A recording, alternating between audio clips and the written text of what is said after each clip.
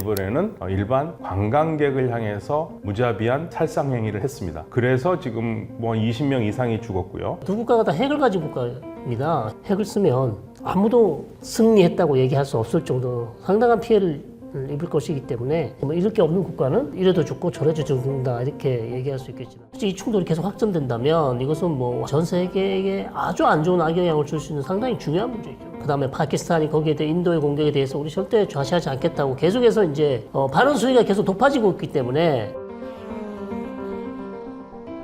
안녕하십니까. 서강대 유로메나 연구소의 서울광입니다. 이스라엘 현대 중동사 정세 분석하고 있습니다. 안녕하세요. 저도 성일강 교수님과 서강대 유로메나 연구소에서 같이 일하고 있고요. 저는 이슬람과 중동 역사를 가르치고 공부하고 있습니다.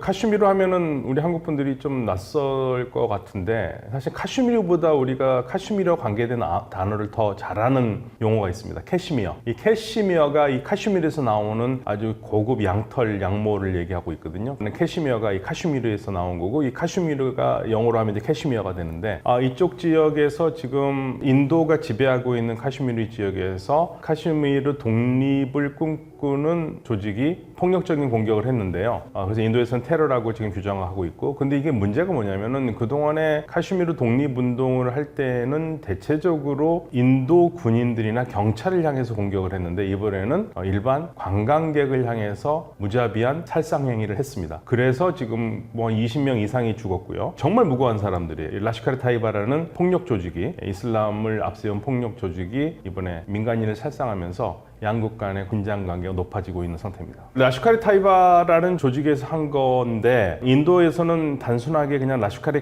타이바 혼자 하는 걸로 보지 않고요. 이를 파키스탄 정부에서 은밀히 후원하고 있다고 보기 때문에 이거는 그냥 단순한 한 테러 조직이 공격이 아니라 그 뒤에 파키스탄이라는 정부가 있다. 그래서 이제 인도가 발끈하면서 맹폭을 가하고 있는 겁니다. 1947년입니다. 그러니까 이제 인도가 영국으로부터 독립을 시작한 해이고 이 큰 영토가 전부 다 인도로 갈 것이냐 아니면 무슬림들이 많이 있었는데 이 무슬림들은 본인들의 어떤 종교적으로 즉 이슬람 기초한 국가를 세우길 원했단 말이죠. 근데 아시다시피 인도는 무슬림들도 많이 있지만 힌두교가 다수이다 보니까 많은 무슬림 세력들이 우리는 인도라는 국가에 남아서 계속해서 인도인으로 살아갈 수 없다. 그렇기 때문에 우리는 무슬림 국가를 원한다. 그래서 세웠던 게 지금 우리가 알고 있는 파키스탄이라는 국가가 됐던 것이고, 그러면서 인도와 파키스탄이 나눠졌는데 그 중간 부분에 어떤 지금 문제가 되고 있는 캐시미르 지역이죠. 이 지역이 상당히 문제가 되고 있고, 왜냐하면 무슬림과 그 다음에 힌두교도인들이 섞여 있기 때문에. 그러면서 북쪽은 파키스탄, 그 다음에 캐시미르 남쪽은 인도가 통치를 하고 있는 상황에서 47년부터 지금까지 사실 양측은 계속해서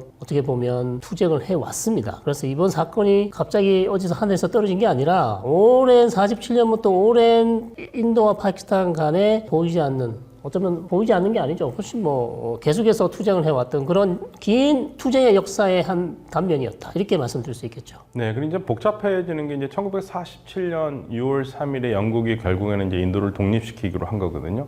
근데 문제는 뭐냐면 영국이 지배했던 인도, 무슬림과 힌두교인들이 섞여서 사는 곳인데 이게 이제 완전히 같이 섞였으면은 그냥 한 나라를 만들 수도 있었을 거예요. 근데 이제 사는 지역이 굉장히 다르거든요. 지금의 파키스탄 쪽에는 거의 압도적으로 무슬림들이고 지금의 인도 쪽은 압도적으로 힌두예요. 근데 그 힌두인들과 사는 무슬림들도 있어요. 그래서 이제 어떻게 이거를 그럼 나라를 만들 것인가에 대해서 당시에 인도의 조그만 왕국들이요. 영국이 지배했던 왕국이 무려 550개가 있습니다. 550개의 왕국들한테 결정을 하라고 그래요. 그러니까 대체적으로 그 왕국의 주민들이 믿는 종교에 따라서 결정을 하는 거죠. 이게 문제가 되는 건 이제 카슈미르예요. 카슈미르의 문제점은 뭐냐면 주민 한 70%는 무슬림이에요. 그런데 통치자는 아니에요. 통치자는 무슬림이 아니에요. 하리싱인데요. 이 사람이 고민을 해요. 독립을 하고 싶은데 양쪽에 들어가고 싶은 마음은 없었는데 주민들은 아무래도 파키스탄 쪽이니까 무슬림들이 많으니까 파키스탄으로 붙고 싶은 사람도 있었을 거고, 그렇지 않더라도 파키스탄 쪽에서는 이 사람들을 카슈미르를 끌고 들어가고 싶어야겠죠. 그러면서 파슈토를 쓰는 사람들이 이 카슈미르에 들어와 가지고 공격을 하기 시작하고 위협을 받으니까 당시에 이 카슈미르 통치자가 인도에 SOS를 칩니다. 우리 도와달라. 그러니까 인도가 그러면 뭐라 그러냐면 그러면 내가 너를 도와줄 텐데 우리한테 붙는다라는 거 사인하면은 내가 도와주겠다고 그래요. 그래서 사인을 합니다. 서명을 해요. 인도 쪽에 붙겠다. 예, 이제 이게 문제가 돼요. 이게 지금도 문제가 되는 게 인도는 봐라. 카슈미르는 우리한테 붙겠다고 사인을 한 나라니까 이건 우리 거다. 파키스탄은 아니다. 이게 통치자가 그때 카슈미르에 있으면서 한 게 아니라 강제적으로 한 거다 이거는. 그러니까 무효다. 이런 식으로 해서 파키스탄은 계속적으로 여기 영주권을 주장하고 인도는 국제법상 이건 우리 거다. 맞다. 서류상으로도 맞다. 그래서 이제 주장을 하면서 47년부터 싸움이 되고 있는 겁니다. 문제는 이제 카슈미르를 두고 인도와 파키스탄이 서로 싸우고 있는데 둘만 싸우면 괜찮은데 이 둘이 싸우다가 해결이 안 나니까 항상 국제사회의 도움을 요청하잖아요. 그러니까 주변 국가들의 인도와 파키스탄을 대하는 관계가 미묘하게 변화가 있죠. 미묘한 차이가 있고 예를 들면은 뭐 엄밀히 따지면 지금 파키스탄 같은 경우에는 무슬림 국가들에게 도와달라고 얘기를 하고 있는데 아마 가장 적극적으로 파키스탄을 돕겠다고 하는 나라는 튀르키예입니다. 튀르키예는 항상 그래왔고요. 그리고 사우디아라비아나 이란도 파키스탄에 굉장히 우호적인데 이 두 나라는 그런데 파키스탄만 생각할 수 없어요. 또 인도도 생각을 해요. 그래서 미묘하게 마음은 가 있는데 그렇다고 막 적극적으로 뭐 밀어주거나 그렇게는 할 수는 없는 상황이고 인도는 전통적으로 소련, 러시아하고 친했거든요. 인도에서 유명한 말이 있습니다. 소련이나 러시아는 절대 그 인도에 불편한 짓을 하지 않는다는 믿음을 가지고 있어요. 그러니까 당연히 소련을 싫어하는 미국의 냉전 시대에는 파키스탄은 미국의 지원을 많이 받았죠. 지금은 또 파키스탄과 중국이 친하거든요. 왜냐하면 중국과 인도가 사이가 안 좋으니까. 그래서 지금 뭐 미국, 중국, 러시아 다 합쳐서 이쪽 지역이 쉽게 말대로 칡뿌리처럼 얽혀가지고 서로 이해관계를 따지고 있죠. 저는 좀 이해가 안 되는 게 파키스탄이 원래 미국하고도 친하잖아요. 그렇죠, 친하죠. 네, 미국하고 친한데 지금 상황에서 중국도 파키스탄을 사실 지지하고 있죠. 그렇잖아요. 왜, 네. 아니 근데 그럴 수밖에 없는 게 중국은 인도하고 싸움을 하고 있으니까. 인도 국경 문제가 또 있죠. 적의 적은 나의 친구니까. 네, 파키스탄은. 그러니까 파키스탄은 지금 중국도 같은 편이고 어떻게 보면 미국도 근데 미국은 또 인도랑 친하잖아요. 인도를 또 잘 해야죠. 지금 네. 중국을 봉쇄를 해야 되니까. 그러니까 재밌는 건 이스라엘이 재밌습니다. 이스라엘 누구를 지지할 것 같습니다. 어딜 지지할까요? 인도를 당연히. 그렇죠. 왜냐하면 중동에서 하여튼 이슬람 원리주의나 이슬람, 하마스, 헤즈볼라 이쪽을 안 좋아하는 국가들은 전부 지금 인도를 지지해요. 그러니까 이스라엘 그렇게 하고 있죠. 그 다음에 아까도 러시아도 왜 그러면 러시아도 이슬람에 대해서 극단주의 때문에. 전쟁을 많이 하지 않았습니까? 그러다 보니까 당연히 인도를 지지하고 있는 것 같습니다. 그러니까 이게 지금 복잡하게 얽혀 있죠. 근데 카슈미르 같은 경우에는 그러면 카슈미르 주민들은 그러면 지금 만약에 투표를 하면 어디로 붙느냐? 안 붙을 거예요. 카슈미르 사람들은 그냥 자기네끼리 독립하고 싶을 겁니다. 독립할 수가 없으니까. 많은 사람들이 그러니까 이런 생각을 많이 하거든요. 카슈미르 주민들이 뭐 70% 이상이 무슬림이고 그러니까 당연히 파키스탄 붙는 게 낫지 않느냐 그러는데 그림을 보면 그렇죠. 근데 파키스탄이 굉장히 잘 사는 나라면 붙을 거예요. 근데 경제적으로 인도가 파키스탄보다 낫잖아요. 근데 인도하고도 그렇고 그러니까 카슈미르는 나 제발 건들지 마. 나 그냥 우리 카슈미르라는 나라를 만들고 싶어. 이게 더 셉니다. 근데 지금은 그냥 인도가 많이 투자를 해서 카슈미르에서는 인도가 많이 성과를 내고 있었죠. 경제적으로. 그런데 이제 그게 못마땅하니까 라슈카르 타이바라든지 이런 조직들이 공격을 한 겁니다. 제가 보면서 인도 영어 신문을 잠깐 봤는데 거기서 똑같은 얘기를 합니다. 자, 파키스탄이 무슬림 국가이니까 뭐 골프나 다른 중동의 무슬림 국가들이 파키스탄을 지지할 것 같지만 봐라. 많은 파키스탄을 지지하지만 역시 인도에게도 자유권이 있다. 그리고 양측 다 중단해야 된다. 그래서 모두 다 한쪽으로 편을 들지 않는다. 파키스탄 편을 들지 않는다. 왜냐하면 인도랑 경제관계가 중요한 교역관계가 있기 때문에 중립을 지키고 있다. 요거를 되게 강조하는 거 제가 그럼요. 맞습니다. 예. 돈이 더 중요하죠. 네. 중동 국가들은 뭐 종교는 파키스탄하고 같지만 아유 진짜 지금 돈 벌고 할 수 있는 건 인도거든요. 인도하고 많은 경제적 관계를 하고 인도에서 중동 거쳐서 유럽까지 가는 그 라인도 만들고 있고 그러는데 파키스탄은 배제돼 있거든요. UAE도 인도랑 엄청난 교역을 하고 있어요. 네, 그렇죠. 네, 그렇죠. 상가 네, 협력도 네, 이스라엘하고도 맞아요. 하고 있죠. 그러다 보니까 UAE 같은 경우도 마냥 파키스탄 편만 들 수 없습니다. 경제적으로 워낙 중요한 국가이기 때문에 인도가 상당히 지금 스탠스를 잡기가 애매하죠. 우리가 그 두바이 갈 때마다 항상 듣는 얘기 있잖아요. 그렇습니다. 인도에서 제일 큰 도시는 두바이. 두바이. 제일 잘 사는 도시는 두바이. 인도 가는 비행기가 워낙 두바이에 많기 때문에 그래서 대부분 다 뭐 두바이를 거쳐서 인도로 간다고 합니다. 네.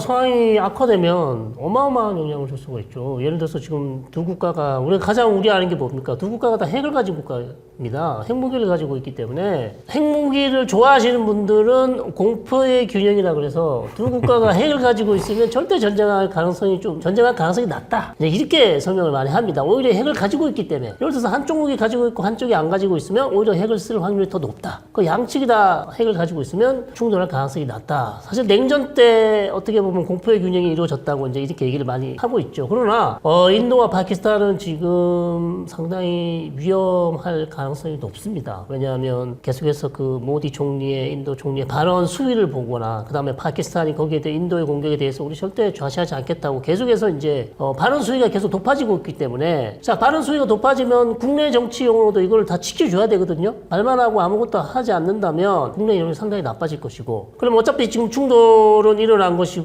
또 모디 총리가 지금 최근에 국내에서 인기가 없습니다. 최근 선거에서 많이 지지도를 잃었기 때문에 이번에 크게 발언을 함으로써 본인이 잃어버린 지지도를 또 회복하기 위해서 상당히 강경한 자세로 나갈 가능성이 상당히 높아 보입니다. 그렇기 때문에 상당히 지금 우려하고 있는 것이고 그래서 양측 간에 이 충돌이 계속 확전된다면 이것은 뭐 한국뿐만 아니라 전 세계에 아주 안 좋은 악영향을 줄 수 있는 상당히 중요한 문제죠. 인도가 세계에서 가장 그 끈질기게 민주주의 하는 나라로 알려져 있습니까? 선거도 굉장히 어려하고. 근데 이제 인도의 문제점은 어느서부터 모디 총리 때부터는 이게 힌두 종교 민족주의가 발흥을 하면서 사실은 민주주의의 발전에 별로 좋지 않은 양상을 보여요. 뭐 두 나라의 관계라는 게 결국에는 종교 때문에 종교를 바탕으로 해서 민족주의를 나오면서 서로 배척하는 관계가 되거든요. 이건 사실 건강한 건 아닙니다. 더군다나 양쪽이 핵무기를 가지고 있는 거고 양쪽이 핵무기 가진 이유도 바로 서로를 견제하기 위해서 한 거거든요. 인도가 1074년 핵무기를 개발했고 파키스탄이 그로부터 24년이 1998년에 개발을 했고 그러니까 이게 사실은 이제 뿌리 깊게 해결되기 어려운데 특히 우리가 파키스탄이라는 나라 이름을만 봐도 이게 사실은 이 나라의 정체성을 알 수가 있습니다. 파키스탄이 보통 우리가 이제 파크 하면은 페르시아나 파시토 이런 말로 깨끗하다는 뜻이고요. 스탄이 땅이거든요. 그러니까 파키스탄 하면은 연임이 돼가지고 정토, 깨끗한 땅이라는 뜻이에요. 근데 사실은 이제 이거는 그렇게 해석을 할 수 있는 거고 원래 이 파키스탄 나라 이름을 만든 사람은 누구냐면 1933년에 라흐마트 알리라고 당시 캠브리지 대학에서 공부하고 있었던 인도 사람이 무슬림인데 우리 무슬림들만의 나라를 만들어야 된다. 지금의 파키스탄 지역에. 그래서 이 P는 펀잡을 말합니다. 그리고 P 펀잡이고 A는 지금 아프간. 그러니까 지금 파키스탄에서 아프간 옆에 그 북서 변경 지역이 있거든요. 거기는 보통 아프간이라고 불렀으니까 아프가니스탄, 아프간. 그 다음에 K는 카슈미르. 그 다음에 이게 IS가 이게 이제 신드 지방. 우리가 힌두 지방이에요. 힌두. 뒤에 스탄은 발로치스탄. 이 5개의 지역을 얘기를 한 거예요. 파키스탄, 거기 펀잡, 아프가니스탄, 카슈미르, 신드, 그리고 발로치스탄. 이 5개를 이름을 붙여서 파키스탄이라고 1933년에 팜플렛에 처음으로 씁니다. 그래서 거기서 나온 게 파키스탄이에요. 여기 사람들의 그 주류가 뭐냐? 다 무슬림이라는 얘기예요. 무슬림만의 국가를 만들겠다는 게 그래서 파키스탄이 만든 거고 그래서 이 나라는 인위적으로 만든 나라예요. 쉽게 말해 모든 나라가 인위적으로 만들지만 여기는 종교라는 걸로 인위적으로 만든 거예요. 언어가 중요한 게 아니라 종교로. 그러다 보니까 무슬림들이 소수로 살고 있는 인도하고 분리가 되기 시작한 거고 한 나라가 되지 못했기 때문에 거기에다 이제 카슈미르 문제가 있는 겁니다. 그러니까 이게 쉽게 풀릴 문제가 아니고 양쪽이 종교의 바탕을 둔 민족주의를 내려놓지 않으면 이거는 해결될 문제는 아닙니다.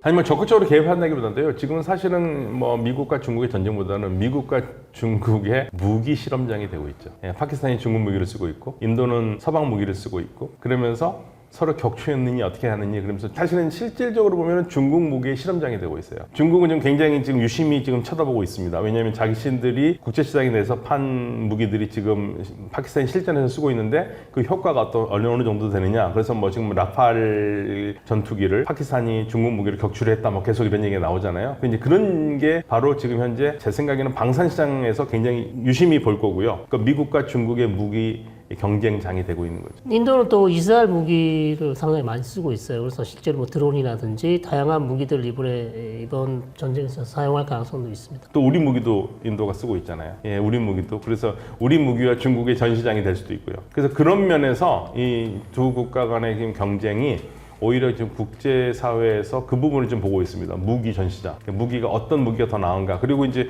동시에 그러면서 중국의 군사 능력을 한번 가늠해 보는 거죠. 궁극적으로 미국이 원하는 거는 중국을 지금 봉쇄해서 중국을 눌러 앉히려고 하는 건데 지금 실질적으로 물리적으로 부딪히는 곳이 인도와 파키스탄이니까. 역사적으로 보면 아까 역사적으로 물어보셨기 때문에 파키스탄하고 인도 그다음에 아프가니스탄 세 개를 다 같이 보시면 역시 아프가니스탄 전쟁 79년으로 올라가야 되죠.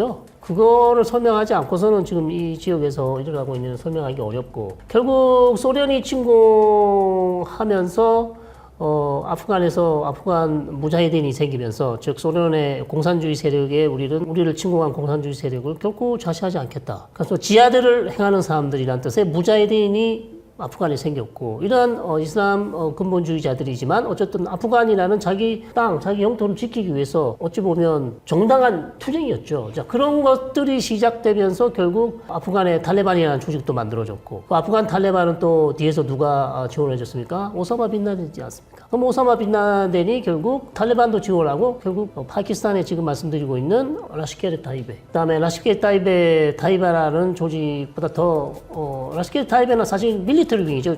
무장 조직이 있고 그보다 더 큰 조직이 있지 않습니까? 하도 많아요. 예. 자이셰 모함마드도 있고요. 예. 그래서 이런 조직을 다 누가 사실 아이디어를 제공하고 그 다음에 재정 지원을 해서 파키스탄의 이슬람 근본주의 이런 단체를 만들게 했는가? 결국 알카에다나 오사마 빈라덴이나 결국 소련의 침공부터 시작되는 그런 외세 침입에 저항하기 위해 만들었던 이슬람 근본주의 단체들이 결국 조금씩 발전하면서 지금과 같은 상황이 만들어졌다. 결국 저는 외세 침입도 이 지역을 지금 이렇게 어렵게 만든 중요한 이유 중에 하나다. 물론 이슬람 근본주의자들이 온건한 이슬람이 아니고 이슬람 국가를 세우기 위한 파키스탄 같은 국가들이 또 있기 때문에 이렇게 문제가 생기는 건데 결국 외세 침입도 이런 이슬람 근본주의자들의 특세를 이 지역에서 힘을 가지게 되는 중요한 변수, 원인 중에 하나였다. 이렇게 설명하고 우리 싶습니다. 청 교수님 말씀하셨듯이 아프간 전쟁이 굉장히 중요한 분기점이 되는데요. 조금 더 올라가면 같은 시기에 1979년 이란 혁명이 사실은 이제 그 무함마드 빈 살만이 항상 하는 얘기지만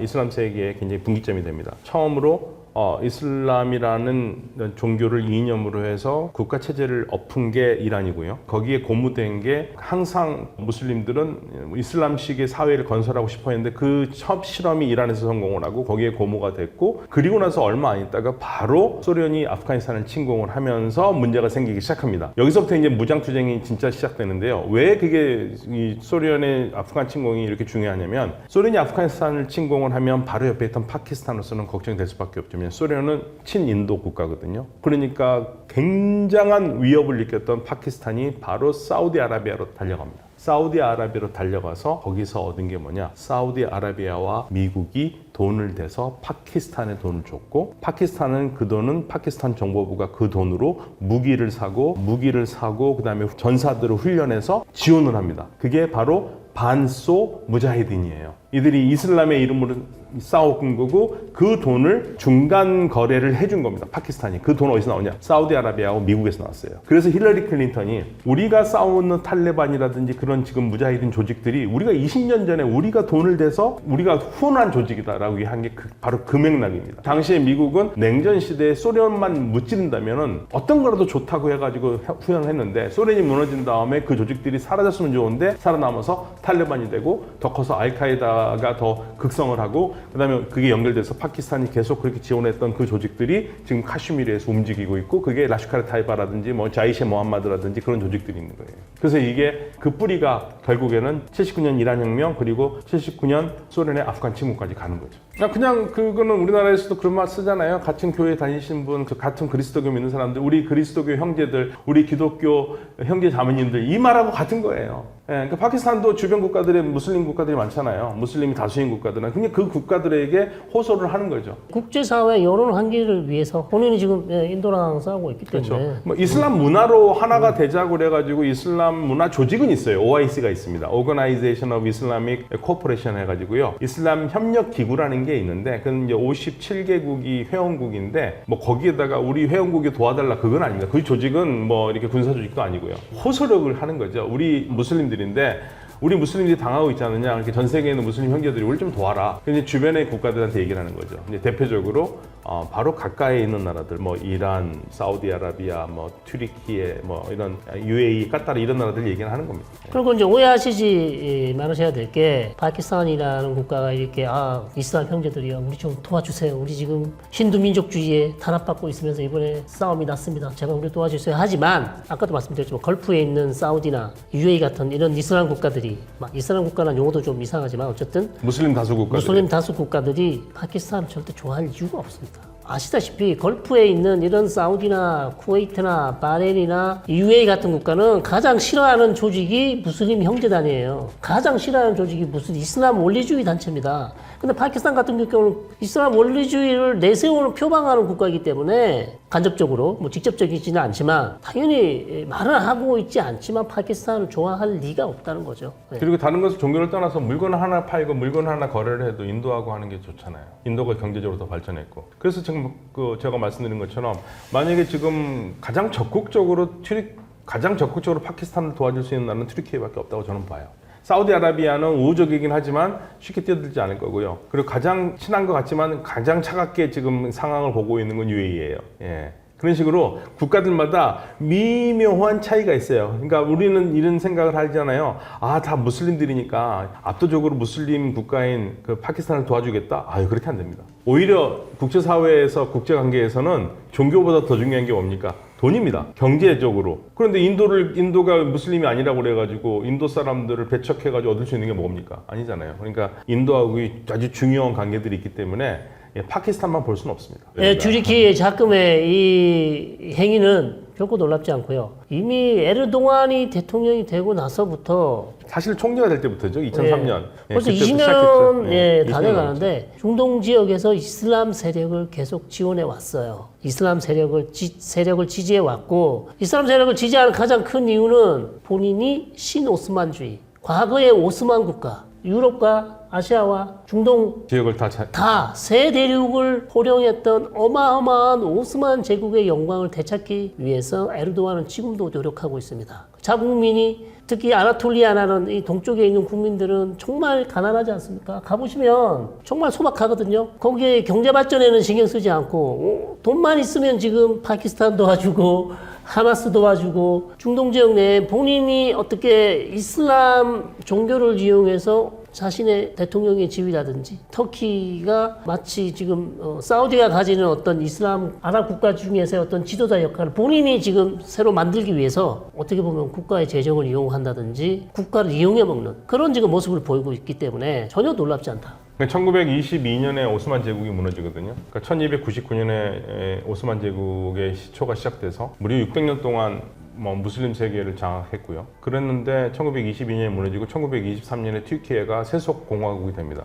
그리고 100년 동안은 무슬림들이 압도적으로 다수지만 이슬람과 전혀 상관없이 국가는 세속적으로 가고 그 유럽의 길을 가고 왔었어요. 그런데 거기에 이제 반대의 길로 돌아선 사람이 지금 현재 에르도안 터키 대통령이고요. 튀르키 대통령이고 이 변화가 2003년부터 시작되거든요. 에르도안의 꿈은 다시 이 과거의 오스만 제국이 누렸던 그 영광을 새롭게 한번 만들어 보겠다. 그러니까 이 에르도안 총리는 무슬림, 이슬람 여기에 대해서 어느 지도자보다 관심이 많아요. 그러니까 그 입장 튀르키예에서 상황에서 보면은 파키스탄을 도와줘야 될 나라죠. 그러니까 카슈미르라는 지역이 굉장히 복잡한 지역입니다. 원래 카슈미르가 풍광도 좋고 문화적으로 굉장히 번창한 곳이었는데 언제부터 이 카슈미르 지역의 이 번창함이 사라지기 시작하냐면 인도라는 지역을 1526년부터 우리가 이제 무갈 제국이라는 제국이 다스리거든요. 예, 그러니까 무갈 제국이 다스리고 얘들이 그 1580년경이면 이제 카슈미르를 장악을 합니다. 그러면서 이 카슈미르에서 아주 훌륭한 예술가라든지 학자들이 더 큰 도시로 가는 거죠. 그 무갈 제국의 수도로 가는 거죠. 델리 같은 데로 가면서 이쪽이 이제 그때부터 명성을 좀 잃어가요. 그러면서 여러 세력들의 손을 거칩니다. 시크 교도들도 여기를 장악하기도 하고 그러면서 독립 바로 직전에 그러니까 인도 파키스탄 갈라지기 직전에 카슈미르는 무슬림들이 70%가 됐었고 근데 군주는 무슬림 군주가 아니었고 그러면서 이제 문제가 생긴 거죠. 그러니까 다른 지역과는 좀 독특한 특징을 가지고 있던 지역이었는데 그 역사도 굉장히 복잡하고요. 무슬림이 다수였던 건 맞죠. 우려는 됩니다만 아시다시피 핵을 쓰면 아무도 승리했다고 얘기할 수 없을 정도 상당한 피해를 입을 것이기 때문에 아직까지는 그래도 두 국가가 핵을 쓰지는 않을 것이다. 계속해서 치고받고 공격 티포테스로 갈 수는 있겠지만 최후의 보루라고 할 수 있는 핵을 쓴다면 결국 공멸로 가는 것이고 그렇게 된다면 돌이킬 수 없는 상황을 만드는 것이기 때문에 지금까지 쌓아온 경제 개발, 특히 돈이 많은 경제가 훨씬 더 발전된 국가는 훨씬 더 손해를 많이 보겠죠. 예를 들어서 뭐 잃을 게 없는 국가는 이래도 죽고 저래도 죽는다 이렇게 얘기할 수 있겠지만 그렇기 때문에 조금은 아직까지는 그래도 인도와 파키스탄이 핵무기를 가지고 장난을 칠 가능성은 좀 낮지 않냐. 아 그렇죠. 네. 핵무기 네. 쓰면은 공멸이에요, 공멸. 예. 예, 그리고 나중에 그 뭐 전쟁에 이긴다 하더라도 핵 오염을 그 어떻게 방지하겠습니까? 사람이 살 수가 없을 겁니다. 그냥 휴전해야죠. 휴전하고 그냥 궁극적으로 카슈미르 문제를 다시 한번 생각을 해야 돼요. 카슈미르 주민들한테 뭐 독립을 시킨다든가 아니면은 지금 그 나눴으니까 나눈 대로 서로 인정을 하고 더 이상 도발하지 않도록. 그러니까 결국에는 지금 도발하는 거는 카슈미르를 인도로부터 뺏어오겠다는 세력들의 도발이거든요. 그걸 일단 중지해야죠. 주민들의 의사를 묻고 주민들은 지금 계속적으로 사실은 인도의 경제 틀 안에서 들어와 있기 때문에 물론 불만이 있는 사람들 되게 많죠. 인도가 또 만만치 않은 나라거든요. 그 무슬림에 대해서는 그런 부분에서 해결을 해야 되고 결국 카슈미르 주민들에게 의사를 물어야겠죠. 현상 유지가 가장 지금으로서는 현실적인 대안이 될 수밖에 없다. 이미 유엔 평화 유지군도 가 있잖아요. 네, 근데 그러면서 전혀 도움이 안 되는 상황이기 때문에 결국 외교적으로 이번 사건도 잘 해결이 되겠지만 그 이후에 어떤 계속해서 평화를 유지할 수 있는 아주 좋은 해법안이 나올 것인가 거기에 대해서는 아직도 이제 조금 긍정적인 답변을 들을 수가 없는 거죠. 그러니까 저는 딱 한 가지만 하고 싶은 게 종교를 신앙의 영역을 넘어서서 이념의 정치 도구로 쓰는 거는 굉장히 위험합니다. 라시카르 타이바가 결정적인 거고요. 왜 사람을 아무 상관없는 사람들을 그렇게 죽여야 되는지 그게 자신들의 종교를 빛나게 하는 건지 생각을 해야 되는데 차원이 너무 낮죠. 이런 싸움이 계속돼서는 안 됩니다. 그리고 인도도 문제인 게 힌두이즘 즉 힌두 민족주의가 인도에 사는 무슬림들을 제대로 처우를 해주지 않고 있어요. 네, 맞습니다. 그래서 엄청난 탄압과 억압이 진행되고 있기 때문에 그 부분도 동시에 해결이 돼야 됩니다. 왜냐하면 그게 하나의 변명과 부실이 될 수 있거든요. 그렇죠. 니네가 왜 무슬림들을 그렇게 탄압하냐? 그러면 니네가 똑같이 무슬림들을 인간적으로 대우를 해주면 그런 저항할 무장 투쟁할 구실이 없어지는데 계속해서 인도 내에도 무슬림들을 살해하거나 사람을 죽여도 아무런 법의 심판을 받지 않습니다. 그렇게 이 두 국가가 똑같이 지금 해결해야 될 문제가 있는 거죠. 네. 악마의 제국을 무너뜨려야 된다. 아무도 사실 예상하기 어려웠을 것이죠. 그렇죠. 죽은 사람이 3,000명이 넘어가는데요. 그러니까 이거를 보통 우리가 사악한 뱀으로 표현을 하거든요. 사악한 뱀을 죽이는데 몸통을 먼저 때릴 것이냐 머리를 때릴 것이냐 하는데 머리를 쳐야 된다. 그 머리가 미국입니다. 머리머리해도 걸프 전쟁이죠. 그렇죠. 걸프 전쟁 90년에 이라크의 사담 후세인이 쿠웨이트를 침공하면서 거기에 대한 침략을 막기 위해서 쫓아내기 위해서 그 벌어진 91년 전쟁. 제1차 걸프전. 네.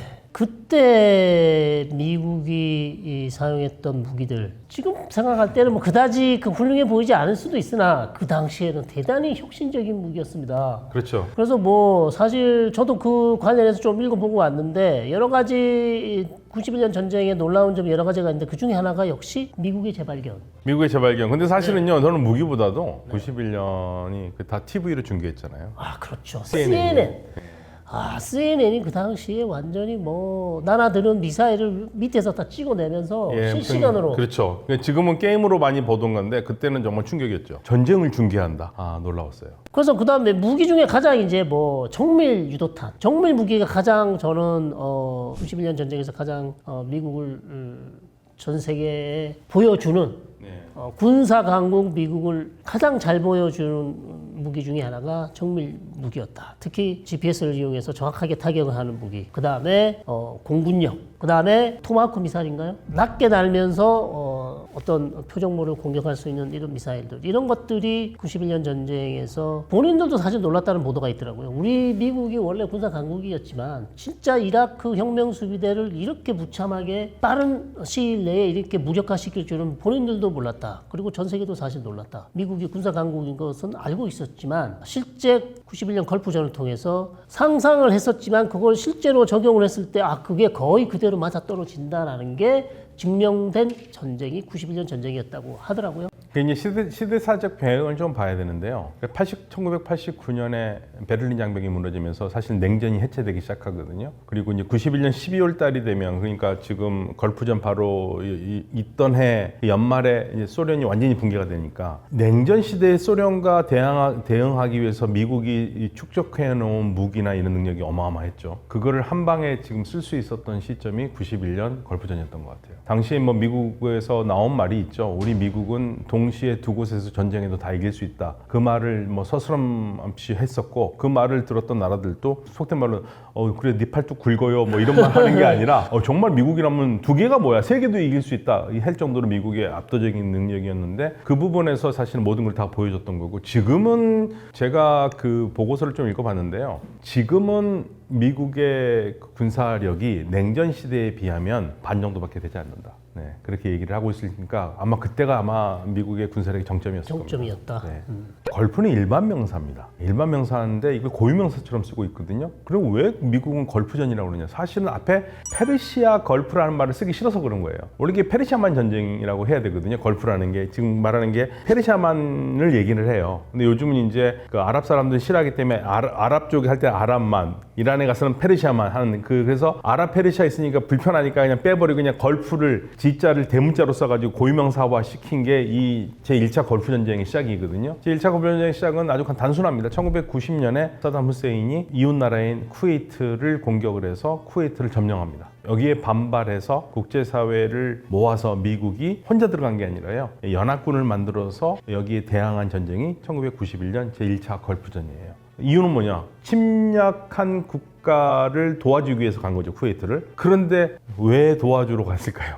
석유 때문에. 쿠웨이트의 석유 자원들을 보호를 해야 되니까, 중동의 석유 안보 때문에 그렇게 간 거죠. 그리고 유엔의 의견을 그렇죠. 네. 한 거죠. 그냥 미국 주도로 뭐 다국적군을 만든 게 아니라 유엔 총회도 거치고 유엔 안보리도 아마 그럼요. 네. 통과를 했기 때문에 다국적군을 만들어서 결국은 한 주권 국가를 침략하는 국가를 만약 그 좌시하고 그냥 모른 척 한다면 국제사회의 질서는 지금까지 유엔이 추구해왔던 평화, 그 다음에 어느 국가도 다른 국가를 합법적으로 침략할 수 없다는 어떤 암묵적인 어떤 동의, 원칙 이런 것들이 있지 않았습니까? 이것을 완전히 무너뜨리는 거거든요. 예를 들어서 그걸 사담 후세인이 그렇게 하도록 놔뒀으면 그럼 다른 국가들도 야 사담도 저렇게 주위 국가 침략해도 아무도 돌아보지 않는다. 아무 문제가 없네? 다른 국가도 똑같이 그렇게 할 것 아닙니까? 그런 측면에서 이제 하나의 미국에서는, 그 다음에 국제사회, 그 다음에 유엔에서는 이거는 그냥 좌시해서 될 문제가 아니다. 즉 사담 후세인에 대한 반드시 이 문제를 해결해야 된다는 차원에서 사담을 어떻게 보면 처벌해야 된다는 그런 생각으로 들어갔던 것인 것이죠. 예, 근데 사실은 맞죠. 한 주권 국가가 다른 주권 국가를 침공하는 건 당연히 문제가 되기 때문에 막아야 되는데, 국제사회가 그렇게 도덕적이지는 않거든요. 근데 이제 굳이 이라크가 쿠웨이트를 침공했는데 이렇게 열심히 국제사회가 목소리를 높이면서 가는 거는 이쪽 지역에서 가장 중요한 석유가 자원이 있기 때문에. 이상과 현실이죠. 저희가 최근에 쿠웨이트를 다녀왔어요. 쿠웨이트 박물관을 다녀왔어요. 그때 충격적이지 않았습니까? 네, 충격적이었어요. 상당히 충격적이에요. 뭐가 충격적이었냐면 전쟁이 끝나고 이라크 군인들이 다시 이라크로 돌아갔을 때요. 후퇴를 하는데 유전을 다 불태웠어요. 그게 무려 한 1년 정도를 탔대죠. 예, 1년 이상. 예, 그거를 불을 잡지를 못해가지고 어마어마한 환경 오염은 물론이고요. 어마어마한 자원이 한꺼번에 다 날아갔어요. 그러니까 이것은 정말 충격적이었습니다. 그 사진하고 영상을 봤는데 전쟁이 그냥 뭐 사담이 들어가고 미국이 가서 막았으니까 빨리 잘 끝났겠거니 생각했었는데 그게 전혀 아니었습니다. 전쟁이 삐친 이라크가 쿠웨이트에 미친 영향, 그 다음에 피해, 그 다음에 환경 피해, 이것은 어마어마할 정도로 피해가 컸던 그런 사실을 우리가 확인하고 왔습니다. 네, 그거를 사실은 이제 큰 스크린으로 보니까 더 충격적으로 다가오더라고요. 예, 그냥 보통 작은 스크린으로 봤을 때는 가늠이 안 되는데 박물관에서 생생하게 보니까 이게 참 어마어마하다는 걸 다시 한번 느끼고 왔습니다. 정말 참혹했어요. 그거는. 네. 자, 이제 그 국제 질서에서 미국의 큰 실수가 하나 있죠. 1991년에 사담의 쿠웨이트 침공을 물리치고 사담을 목재는 데는 성공을 했는데, 당시에 이제 그 아랍 국가들, 특히 사우디아라비아 같은 경우에는 이번 기회에 사담을 끌어내려야 된다라고 계속 미국에 요청을 했는데, 미국은 고민을 했어요. 미국은 어떤 생각하냐면, 사담 후세인을 끌어내리면 이라크가 이란의 영향력에 들어갈 것이다라고 생각을 했던 겁니다. 그러니까 1980년부터 88년까지 이란 이라크 전쟁을 했는데 승자 없는 전쟁이 됐고요. 양쪽의 피해가 어마어마했고요. 그런데 이라크라는 나라에는 국민의 60%가 이란과 같은 시아파거든요. 근데 이 시아파들이 박해를 받고 있었어요. 근데 사담 후세인을 제거를 하면 이란이 쉽게 이라크 쪽에 영향력을 할 거라고 생각해서 미국이 주저했습니다. 그러니까 사우디아라비아는 아니다, 지금 이란은 그럴 능력 없다. 전쟁은 너무 오래 해가지고 추스리기도 어려운 상태니까 지금이 적기라고 그랬는데 미국이 그 말을 듣지 않았죠. 그게 미국의 이제 가장 큰 실책 중에 하나이기도 합니다.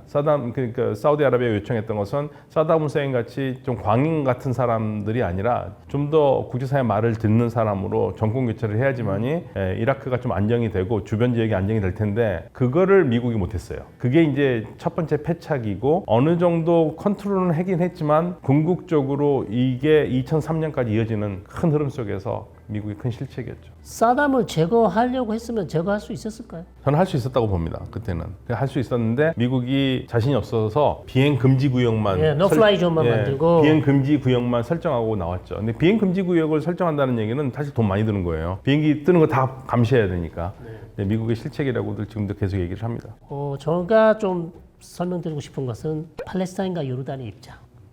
요거 재밌거든요. 그때 아라파트 의장, 야셀 아라파트 팔레스타인 피에로 의장이죠. 그다음에 요르단의 후세인 국왕이 정세 판단을 잘못했어요. 정말 잘못했죠. 정말 잘못했습니다. 잘못했죠. 누구 편을 들었겠습니까? 미국 편을 들든지 쿠웨이트 편을 들었어야 되는데 사담 후세인 편을 들었어요. 근데 또 자세히 들여다보면 그럴 만한 이유가 있습니다. 특히 피에로 의장은 아라파트는 그럴 만한 이유가 있어요. 사담 후세인이 이때 전쟁 중에 어디로 스커드 미사일을 날립니까? 이스라엘. 텔아비브로 스커드 미사일을 날립니다. 그럼 갑자기 사담 후세인이 텔아비브로 왜 스커드 미사일을 날립니까? 내가 팔레스타인 민족의 해방자가 될 수 있다. 이스라엘, 네가 팔레스타인 억압을 중단하고 팔레스타인 국가를 세워주고 팔레스타인 문제를 해결하면 우리가 스커드 미사일 쏘지 않겠다. 일종의 영계 정치를 한 거예요. 그러면 우리가 쿠웨이트로부터 철수하겠다까지 했을 겁니다. 아마 팔레스타인 문제가 해결되면. 자, 그 정도로 사담 후세인이 팔레스타인을 적극적으로 지지하니까 당연히 야ser 아라파트는 사담 후세인 형님 잘하십니다. 힘내십시오. 이렇게 줄을 섰던 거고, 후세인 국왕도 여기에서 팔레스타인 문제와 관련, 그 다음에 아라파트와 같은 의견을 보이려고 했던 것인지 잘 모르겠으나 어쨌든 줄을 잘못 서서 후세인 편을 섰습니다. 자, 그러면서 미국의 눈에 완전히 나죠. 외교 실패죠. 네. 팔레스타인이 사담 후세인 편을 들면서 어떤 경제적인 피해를 입은지 아십니까? 중동 지역에 나가 있던 팔레스타인 노동자들이 다 쫓겨납니다. 특히 걸프 지역에. 우리가 니네 여기 와서 힘들다. 같은 형제, 같은 무슬림, 이스라엘에 탄압받는 니네들을 먹고 살게 해주려고 일자리 주고 다 니네 잘 챙겨줬는데 네가 쿠웨이트를 침공한 사담 후세인 편을 들어? 말도 안 되는 거죠. 그러면서 엄청난 경제적 피해를 입고 중동 지역에 나와 있던 팔레스타인 노동자들이 다 돌아갔고요. 요르단도 미국의 눈에 나서 91년부터 평화협정이 시작돼요. 마드리드 협정. 여기에서 전부 다 미국 편에 쓰지 않을 수 없었습니다. 그래서 어찌 보면 91년 마드리드 협상이 성공할 수 있었던 이유 중에 하나가 피에로의 아라파트 의장도 줄 잘못 섰기 때문에 미국이 요구한 거 미국 들어줘야 됐고요. 후세인 국왕도 이번에는 정말 잘 보여가지고 점수 따야 되겠다. 이러면서 마드리드 협상이 들어갔고, 시리아도 마찬가지였습니다. 시리아도 후세인 편 들다가 줄 잘못 섰다. 그러면서 사실 오슬로 협정을 만들어내는 마드리드 협정이 성공할 수 있었던 것이 91년 전쟁에서 줄 잘못 썼던 팔레스타인하고 요르단 효과가 컸다. 그러니까 사담 후세인은 사실 진심으로 한 건 아니거든요. 진심으로 팔레스타인 문제를 생각해서 한 게 아니라 그 위기를 극복하기 위해서는 자기의 우호 세력을 만들어야 되는데, 자기 우호 세력 만들 때 가장 좋은 거는 이스라엘을 때리면 이스라엘 싫어하는 사람들은 자기 편을 들 거라 생각하고 아랍의 대의를 높인다고 생각을 했던 거죠. 아주 얕은 수에 팔레스타인도 그렇고 요르단도 그렇고 외교를 잘못한 거죠. 그리고 미국이 당시에 그 사담 후세인을 물리쳤을 때 그 구성했던 국제연합군은 그냥 한두 나라가 아니에요. 우리는 전투병은 보내지 않지만 우리도 그 군대를 보냈거든요. 그러니까 여러 나라가 전투병을 보낸 나라가 있는가 하면 뭐 간호부대를 보낸가 하고 여러 이런 식으로 그 싸움에 필요한 병력들이나 인원들을 보냈어요. 우리나라도 그 중에 하나고 이 참가한 국가들이 무려 34개국입니다. 34개 다국적군이 했고요. 우리도 보냈어요. 예, 우리도 비전투 병력을 보냈어요. 병참이나 뭐 간호부대, 예, 간호부대를 보냈고요. 예. 그러니까 이거는 국제사회의 지지를 받는 말 그대로 한 주권 국가가 억울하게 침략당한 거를 무찌르는 대의명분이 가지고 있는 전쟁이었는데 거기에서 요르단과 팔레스타인이 큰 실수를 한 거죠. 79년에 결국 소련이 아프간을 침공을 했었고 이 소련의 아프간의 침공에 대항하기 위해서 아프간에 있던 무슬림 아프간 주민들이 소련의 무장 투쟁, 무장 저항하기 위해서 만든 단체가 무자히딘입니다. 그러면 그 무자히딘을 도와줬던 단체가 누구냐면 오사마 빈라덴입니다. 어떻게 보면 오사마 빈라덴이 실제로 무자히딘을 만들었다고 공고히하게 만들었던 사람이고 결국 소련이 중앙아시아, 즉 아프가니스탄을 계속해서 영향력을 확대하는 것은 미국에 있어서는 크나큰 손실이죠. 자, 그러면서 미국은 그럼 누구를 지원합니까? 당연히 오사마 빈라덴을 지원할 수밖에 없었다. 이데올로기 싸움에는 이슬람 원리주의도 오케이 했다는 겁니다. 왜냐하면 이슬람 원리주의도 경계를 해야 되지만 더 경계를 해야 될 것은 더 위협적인 것은 공산주의 세력이라고 그 당시에 봤기 때문에 냉전 시대였기 때문에 오사마 빈라덴을 미국이 지원을 했었고 무자히드를 미국이 지원을 했었는데 전쟁이 끝났습니다. 전쟁이 끝나면서 이 오사마 빈라덴은 총뿌리를 이제 어디로 돌립니까? 미국으로 돌리죠. 왜? 미국이 91년에 쿠웨이트를 침공한 이라크를 무찌르기 위해서 들어갔고 거기에 또 미군이 어느 정도 주둔하게 되고 그렇다면 오사마 빈라덴이 봤을 때 소련이 아프가니스탄을 침공한 거나 미국이 지금 이라크에 군을 두는 것은 별반 다를 게 없다. 식민주의 세력이 지금 쿠웨이트에 그다음에 이라크에 남아있는 것. 그럼 이런 미군을 끌어내기 위해서 우리는 총뿌리를 다시 소련이 아니라 이번에는 미국에게 총뿌리를 향하면서 결국 빈라덴과 미국 간의 밀월 관계는 여기서 깨지고 결국 오사마 빈라덴이 미국에 대한 무장 투쟁을 이어가게 되고 이것이 파국을 맞게 되는 것이 결국 오사마 빈라덴이 결국 미국 본토 공격하는 어마어마한 사건을 일으키게 되는 이유가 바로 사실은 79년부터 그 다음에 91년 걸프전으로 이어지면서 생긴 사건이다. 네, 이 걸프전이 사실은 이제 오사마 빈라덴한테는 충격이 컸는데요. 사담 후세인이 쿠웨이트를 침공을 해서 거기에 대해 침공만 한 게 아니라 사우디까지도 넘봤어요. 그러니까 사우디는 놀란 거죠. 그랬었을 때 이제 그 사우디가 미국한테 요청도 하기도 하면서 이제 다국적군이 만들어지는데 이때 오사마 빈라덴이 사우디 정부에 갑니다. 가가지고 왜 미군을 불러들이냐? 우리가 있지 않느냐? 우리가 아프가니스탄에서 소련과 싸워서 이겼다. 우리 군대가 있으니까 우리가 하겠다고 우리가 할 테니까 미군 부르지 말라고 그러거든요. 근데 그 전적이 별로 없어요. 그러니까 두 번이나 거절을 했다는 얘기예요. 그러니까 거기에 이제 앙심을 품기 시작을 했던 거죠. 오사마 빈라덴은. 그러면서 사우디아라비아 자체도 얘네들도 정리를 해야 할 대상으로 생각을 했고 타락한 정권이죠. 예, 타락한 정권으로 생각한 거고요. 그래서 결국에는 사담 후세인의 그 이라크의 쿠웨이트 침공이 궁극적으로 10년 후에 2001년 9월 11일 미국 본토를 타격하는 빌미가 됩니다. 그러니까 이 악마의 제국을 무너뜨려야 된다. 예.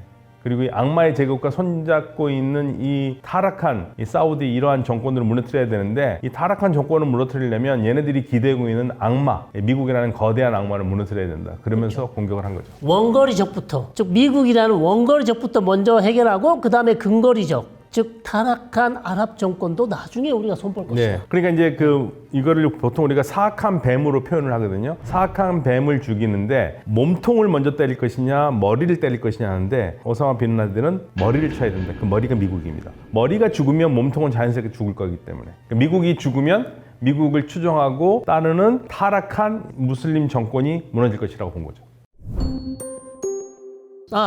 알카에다라는 조직이 확실히 전 세계에 알리는 어마어마한 광고 효과였죠. 알카에다가 있긴 했었지만 이 알카에다가 미국 본토를 공격할 수 있는 그렇게 국제적인 그리고 아주 유능한 조직인지를 몰랐었는데 미국 본토 공격 이후에 알리게 되는 그런 홍보 효과를 냈고 그 다음에 이제 미국과 유럽 사회는 충격이 빠졌죠. 설마 본토를 공격해서 그것도 항공기를 이용해서 건물을 들이받는 이런 어마어마한 말도 안 되는 그런 공격을 할 것은 아무도 사실 예상하기 어려웠을 것이죠. 그렇죠. 죽은 사람이 3,000명이 넘어가는데요. 네. 그렇기 때문에 어마어마한 충격 속에서 이슬람 원리주의 이러한 조직들을 새롭게 보는 엄청난 결과를 가져왔을 것이고요.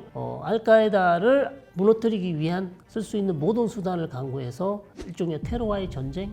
이게 꼭 미국이 아니더라도 만약에 우리하고 그 비슷한 일이 있다고 생각하면 격앙이죠. 예, 격앙입니다. 그러면 모두가 격앙된 상태죠. 그럼 반드시 복수를 하겠다는 마음이 들고요. 지도자가 냉정하게 생각해서 야 이게 지금 복수를 해야 되는데 차분하게 해야 되겠다라고 생각할 틈이 없을 겁니다. 그렇게 생각하더라도 국민들이 가만두지 않을 거예요. 뭐 하고 있느냐. 그러니까 당시에 미국의 부시 행정부에서는 강력하게 나올 수밖에 없었어요. 그러면 이제 여기 원점 타격을 해야죠. 여기 얘네들이 있는 곳 그리고 어디서 출발했고 얘네들의 근거지를 때릴 수밖에 없는 곳, 그 근거지가 이제 어디로 파악했냐면 아프가니스탄으로 파악을 한 겁니다. 아프간에서 오사마 빈 라덴이 있다라고 생각을 했고 오사마 빈 라덴과 탈레반은 공생관계였어요. 그러니까 탈레반 조직과 아프가니스탄을 96년부터 장악하고 있던 탈레반과 오사마 빈 라덴이 가깝기는 하지만 같은 조직은 아닙니다. 근데 오사마 빈 라덴은 좀 더 큰 그림을 그리고 있던 조직이고 탈레반은 아프가니스탄에 집중하는 조직이에요. 근데 아프가니스탄에 집중하는 조직인데 탈레반이 있는 곳에서 좀 이렇게 머물고 싶었는데 그러니까 탈레반의 한심을 사기 위해서 당시 탈레반이 가장 싫어하고 없애고 싶어했던 아흐마드 샤 마수드라는 반탈레반 인물을 오사마 빈 라덴이 이끄는 조직이 기자로 위장해서 인터뷰를 하러 간다고 가면서 죽이거든요. 그게 9월 9일입니다. 그걸로 탈레반의 묵인을 받은 것 같아요. 그리고 나서 그 이틀 후에 이 어마어마한 사건을 꾸민 거거든요. 그래서 아마도 탈레반한테 잘 보여서 여기에 좀 계속 있기 위해서 그거를 사건을 만들었다고 보고 마수드를 암살했단 말이죠. 그렇죠. 마소드를 죽였습니다. 알카에다가. 예, 네. 알카에다가. 그러니까 미국은 이제 아프가니스탄에 들어갈 수밖에 없는 거죠. 그리고 오사마 빈 라덴이 거기 있다는 걸 확인했고 잡으러 들어간다. 그러니까 내놓으라고 그랬으면 제일 먼저는 내놔라, 인도해라. 그러니까 탈레반은 우리는 모른다, 우리한테 있지 않다. 계속 시치미를 뗐고요. 그러니까 미국은 너희들 그러면 가만두지 않겠다고 얘기를 했는데 끝까지 안 내놨죠. 그래서 이제 오사마 빈 라덴을 잡으러 들어가는데 못 잡았습니다. 잡을 수 있었어요. 잡을 수 있었는데 마지막에 놓칩니다. 그리고 오사마 빈 라덴은 다른 데로 이제 그때 파키스탄으로 간 거죠. 그리고 이 아프가니스탄은 미국이 그러면 사실은 이제 정권을 못 올린 거죠. 가장 중요한 건 오사마 빈 라덴을 잡았어야 했는데 못 잡은 거고. 근데 이제 탈레반은 무력화가 됐고 그러면서 나오지 않고 거기에 주둔하게 된 거죠. 미국이. 어쨌든 아프간에 있는 탈레반 정권이 무너졌고 그럼 아프가니스탄을 계속해서 탈레반이 다시 재건되는 것을 막았어야 됐고 아프간이 민주화되는 것을 보고 싶어 했고 아프간이 재건되기를 바랬고 어떤 미국의 꿈이 아프간에서 이루어지기를 상상했을 수도 있겠죠. 그것이 사실상 실현 가능한 것인가는 또 다른 문제거든요. 그냥 그것을 계속 바라고 지금까지 어찌 보면 본전 생각이죠. 지금까지 우리가 쏟아부은 돈이 얼만데 우리가 여기서 막 떠나면 아프간은 또다시 과거처럼 탈레반이나 아니면 다른 이슬람 조직이 와서 그냥 흐지부지 옛날과 똑같이 될 텐데 그럼 우리가 지금까지 쏟아부었던 건 뭐지? 우리 미군이 얼마나 많이 죽었는데 안 된다. 우리는 절대 떠나서는 안 되고 여기서 계속 남아서 아프간이 정말 우리가 원하는 자유민주적이고 서구와 같은 그런 아름다운 사회가 되길 바랬으나 그런 꿈은 이루어지지 않았던 그게 아닐까요? 그러니까 주식 투자할 때 처음에 잘 될 거라고 생각하고 들어갔다가 돈이 좀 잃으면 그래도 좀 버텨보자, 괜찮아지겠다 하잖아요. 그래서 결국에는 못 나오는 거죠. 물타기를 너무 많이 했나요? 네, 물타기를 너무 많이 한 거죠. 사실 오바마가 그걸 알았어요. 그래서 오바마 군대를 빼려고 그랬었습니다. 그래서 저도 이제 그 부분이 참 이해가 안 돼서 아니 이렇게 밑빠진 덕에 물붓기를 계속 하는가. 그런데 왜 못 나올까 했는데 그런 얘기를 하더라고요. 오바마 행정부에서도 나오려고 그러는데 나오려고 그러기만 하면 군사 그 지도자들이 와가지고 1년만 더 달라. 더 나아진다. 그러면서 못 나왔다는 거예요. 군산복합제의 영향도 있겠네요. 그렇겠죠. 네. 예. 그러니까 미국은 나름 순진한 꿈을 꿨던 것 같아요. 아프가니스탄을 민주주의의 표본의 국가로 만들어 보겠다. 했다고 하는데 실패를 했고요. 그냥 그럴 수밖에 없는 게 아프가니스탄이라는 나라는 제가 항상 하는 얘기인데요. 지리적인 환경이 너무 안 좋아요. 그러니까 우리나라의 지리산이 굉장히 높다고 얘기를 하잖아요. 지리산 때문에 경상도, 전라도 문화가 좀 달라지기도 하고 사람들도 그렇고 그 말투도 그렇고 근데 지리산이 2,000m가 안 됩니다. 근데요, 아프가니스탄은 국가 중간으로 7,000m가 되는 힌두쿠시 산맥이 흐르고 있어요. 그러면 여기는 할 말 다 한 거죠. 그 높은 산이면 골이 얼마나 깊고요. 옆에 마을에서 옆에 마을 가기가 어려울 정도인데 거기에서 그 다양한 사람들이 살고 있고 다양한 언어가 있는데 여기서 어떻게 미국이 성공을 한다는 게 쉽지가 않았던 거예요, 애초부터. 불가능한 미션이죠. 예. 네. 관심을 가질 수밖에 없죠. 과거는 20세기 이 원유가 터지면서 미국은 계속해서 경제 성장을 위해서는 안정적인 원유 수급이 필요했었고, 그러기 위해서는 사우디라는 국가와 함께 네가 미국에 안정적인 원유를 공급해 준다면 우리가 너의 안보를 확실하게 지켜주겠다. 이것이 이제 출발점이 됐었거든요. 그러면서 계속해서 이제 사우디와 미국은 상당한 이제 밀월 관계를 유지해 왔고, 뭐 중간에 오일 보이콧이라는 1973년 전쟁 중에는 좀 뭐 사이가 안 좋아지기도 했습니다만, 결국 중동 지역에는 축복인지 저주인지 알 수는 없으나 원유가 계속 솟아나고 있었고, 경제 개발을 위해서는 원유가 필요한 국가들은 어떻게 중동에 관심을 안 가질 수 있겠습니까? 더군다나 세계 경제 1위라는 미국이 계속해서 경제 성장을 하기 위해서는 원유가 필요했었고, 그러나 이제 셰일 가스가 나기 전까지는 계속 필요했었죠. 그러면서 중동에 관심을 가질 수밖에 없었고, 또 하나의 변수는 이스라엘이었죠. 그 다음에 이란은 1979년 이란도 가장 중요한 미국의 국가였기 때문에 이스라엘과 이란은 미국이 함께 가는 국가였고, 그러나 1979년 이란의 이슬람 혁명이 나면서 이란은 이제 빠지게 되고 남은 유일한 국가가 이스라엘이었습니다. 이스라엘을 보호하고 지키기 위해서는 당연히 미국이 관심을 가질 수밖에 없었죠. 제2차 세계대전이 끝난 다음에 우리가 미국의 그 전략을 보면은 세 가지로 압축할 수 있습니다. 첫 번째로는 유럽을 소련 공산당으로부터 보호하는 겁니다. 유럽을 보호하는 거고요. 두 번째가 석유 자원을 확보하는 겁니다. 그게 중동이죠. 세 번째가 이스라엘 안정이에요. 이스라엘을 지켜야 되는 거예요. 이스라엘 어디 있습니까? 중동에 있지 않습니까? 그러니까 미국이 중동에 관심을 가졌던 가장 큰 이유는 사실 석유하고 이스라엘인데, 둘 중에 어느 게 더 크냐고 그러면 사실 석유가 더 크겠죠. 그래서 그거를 2007년에 미국의 나토 사령관을 지냈던 웨슬리 클락이라는 사성 장군 그 예비역 장성이 뭐라고 그러냐면요, 석유 없는 중동은 아프리카다. 누가 아프리카에 개입하려고 그러느냐? 그 말은 다시 말하면 석유가 있기 때문에 중동에 계속 개입하려고 그러는 거죠. 미국이 이스라엘 지원하는 것은 석유가 나는 것과 상관이 없습니다. 이스라엘에서 가스와 석유가 난 것은 최근 일이거든요.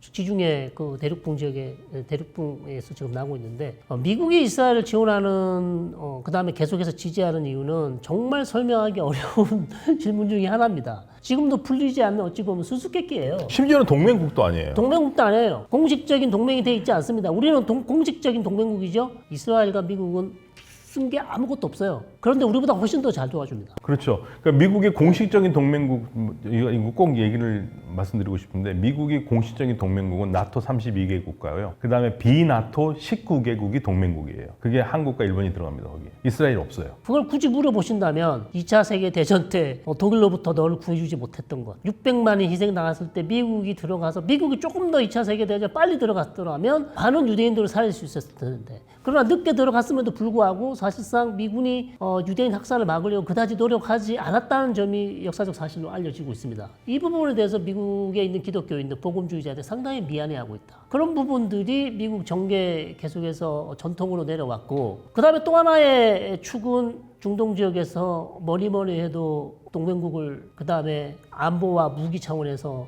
미국이 그래도 가까이 갈 수 있는 국가는 사우디도 좋지만 다른 국가도 좋지만 이스라엘밖에 없지 않냐. 이스라엘만큼 무기와 그 다음에 중동 지역에 있는 어떤 중요한 알짜배기 정보들을 미국에 제공해 줄 수 있는 국가는 역시 이스라엘이다. 그런 측면에서 미국이 계속해서 본인의 국가의 이익이 없으면 이스라엘을 도와주지 않겠죠. 이란과 가장 친한 나라라고 하면은 딱 세 나라 얘기합니다. 러시아, 중국, 북한 얘기하고, 적변의 축이라고 부르는 학자들도 있어요. 미국에서는. 이스라엘은요, 기본적으로 이란을 믿지를 않습니다.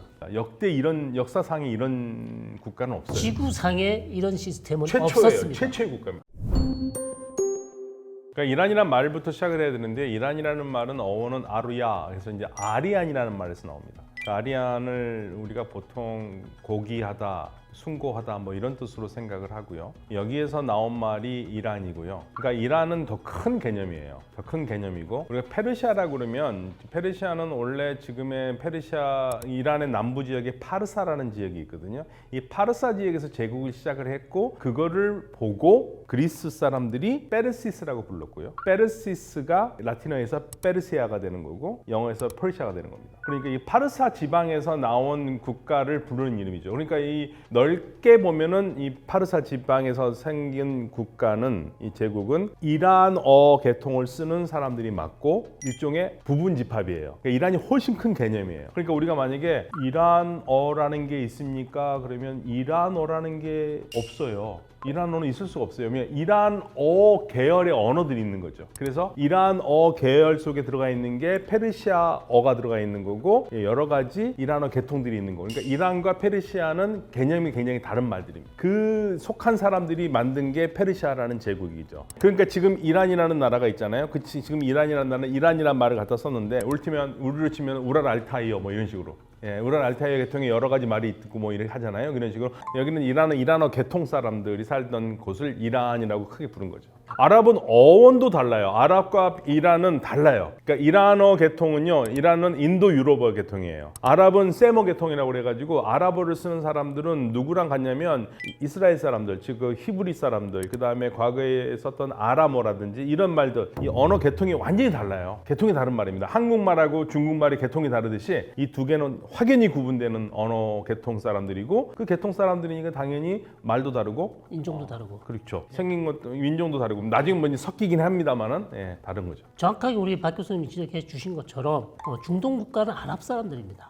아랍어를 쓰는 사람들이 만든 국가들, 즉 인종적으로, 언어적으로. 그러나 이란은요, 아랍이라고 얘기하면 대단히 기분 나빠합니다. 아랍이 아니에요. 이란 사람들 앞에서 아랍 얘기, 당신들 아랍 사람들은 말이야 이렇게 얘기하면 엄청난 신뢰거든요. 그렇죠. 우리 한국 사람한테 중국 사람이죠 하는 거하고 똑같아요. 네, 그래서 아랍이하고 이란은 완전히 다르고 이란 사람은 페르시아 사람, 즉 이란 사람으로 봐야 되고요. 언어도 다르고 인종도 다르고 그 다음에 기질도 약간 다르고 그 다음에 제국을 했던 사람들이기 때문에 오스만 제국 사람들이 즉 터키 사람들이 튀르키예 사람들이 조금만 소소한 아랍 국가를 볼 때 지금 뭐 돈 많다고 목에 힘주고 있지만 오스만 제국의 후예들은요 그거 보면 그래 니네 다 600년 동안 우리가 다 통치했었어 네가 아무리 잘나봐야 이러는 거랑 똑같습니다. 이란 사람도 마찬가지예요. 페르시아도 어마어마한 제국을 몇천 년 동안 중동 지역을 호령했던 제국의 후예들이기 때문에 문화에 대한 자긍심 이런 것들이 상당히 강하기 때문에 지금 트럼프 대통령이 페르시아 말을 갑자기 아라비아해로 할까 그러다가 지금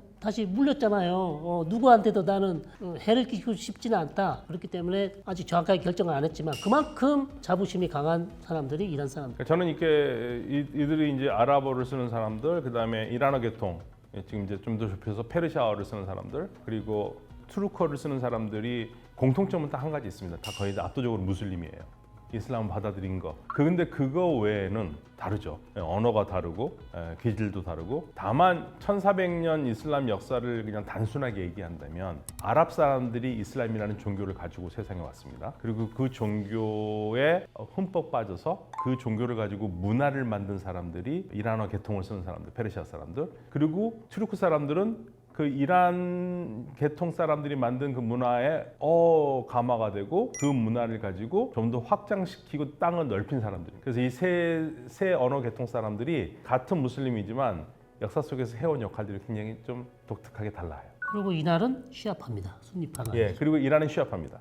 그럼 전 세계적으로 종파를 뭐 크게 더 많지만 그냥 크게 두 개로 분류한다면 순니파, 시아파를 할 수 있는데요. 전 세계 무슬림들을 100으로 놓는다면 85에서 90명은 순니파고요. 많이 봐주면 15명, 20명까지는 보진 않고요. 10명에서 15명은 시아파예요. 종파의 차이가 있고요. 그리고 시아파들은 주로 이란, 이라크, 아제르바이잔 이렇게 중동 지역에서 주로 많이 있고요. 다만 우리가 염두에 둬야 될 거는 순니파, 시아파가 종파적으로 차이가 있고 교리 면에서 차이가 있지만 이 둘이서 같이 예배를 보는 거는 전혀 문제가 없다. 그게 굉장히 다른 점이에요. 기독교도 여러 교파가 있잖아요. 여러 교파가 있는데 예를 들면은 천주교 신자가 개신교 예배에 가서 보려면 많이 다르고 개신교 신자가 천주교 미사를 가서 보려면 이거 뭐 하는지 몰라요. 그러니까 같이 뭘 하기 어려운데 이슬람에서는 순니파하고 시아파는 같이 예배하는데 전혀 문제가 없습니다. 저는 오히려 더 기독교의 분파보다 순니 시아파가 훨씬 더 서로 가깝다고 생각해요. 1979년 전까지 이란은